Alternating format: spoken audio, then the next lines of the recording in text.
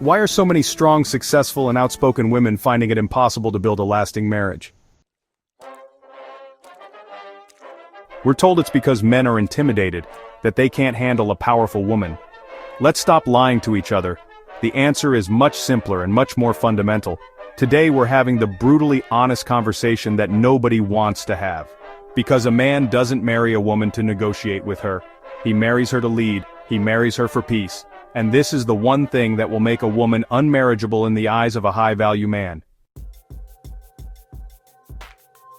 Let's break down the blueprint.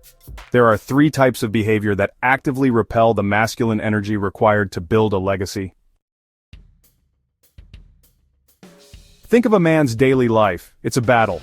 He's fighting against bills, against his boss, against a world that is constantly demanding more from him. He comes home looking for a sanctuary, a place to recharge. But what does he find? He opens the door, and it's another war zone, shouting, constant noise, a chaotic energy. Modern culture has taught women that volume equals value. That being the loudest voice in the room means you're the most important. But here's the truth. Men are not drawn to noise. They are hardwired to seek and protect peace. Your home should be a charging station, not a second battlefield. This one is crucial. If you, as a woman, are projecting masculine energy, if you're aggressive, dominant, and always in I don't need anyone mode, you create a fundamental problem. He doesn't need another man in his life. He is the man. He doesn't want to come home and compete with you for the leadership role. He wants to cover you, to provide for you, to protect you. But how can a man lead a woman who is constantly trying to prove she doesn't need to be led? That's not a partnership, that's resistance. And resistance creates friction, not flow. Does every conversation feel like a debate to you? Do you listen only to form a reply, not to actually understand? If every suggestion he makes turns into a courtroom cross-examination, you've positioned yourself as his opponent. You can't build an empire with a partner who always needs to have the last word. Because while he is trying to build and lead the family forward, you are simply trying to win the conversation. Those 2 goals are, honestly, mutually exclusive.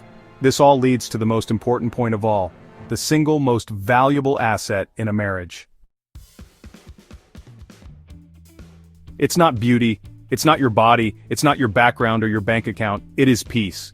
If talking to you feels like walking through a minefield, he will eventually stop sharing his thoughts. If correcting you feels like triggering a city-wide siren, he will eventually stop guiding. And if leading you feels like managing a rebellion, he will eventually stop caring. He will emotionally check out. The relationship will exist on paper, but the soul of it will be gone.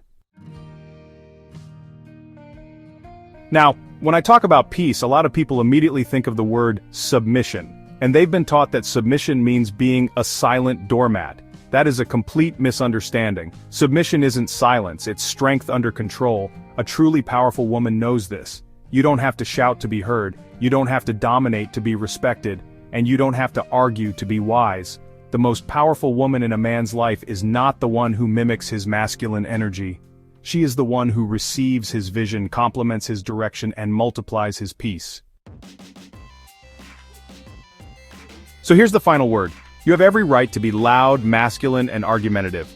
But you must understand the consequence. You won't be married for long. Not to a true leader, not to a builder, not to a man with a vision for the future. You will attract men who fear conflict, who lack a backbone, and who will call your resistance strength because they are honestly too weak to lead. So, choose your tone wisely, because your voice and the atmosphere it creates might be the very reason no one ever chooses your hand. Is this a hard truth or an outdated idea? Let me know in the comments.